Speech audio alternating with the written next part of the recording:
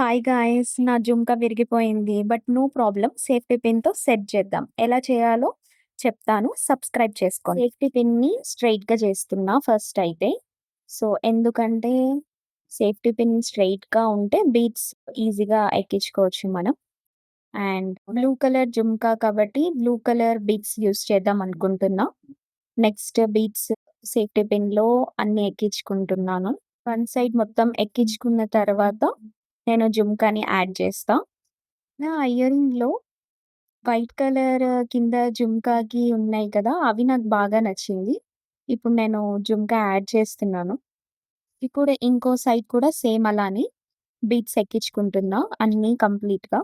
అది మొత్తం ఫిల్ అయిపోయిన తర్వాత పిన్నేసి పెట్టేస్తున్నాను. నెక్స్ట్ మనకి సేఫ్టీ పిన్ కవర్ చేయడానికి పైన నా దగ్గర ఉన్న ఇయరింగ్‌తో కవర్ చేస్తున్నా. అలా పెట్టేసుకోవచ్చు.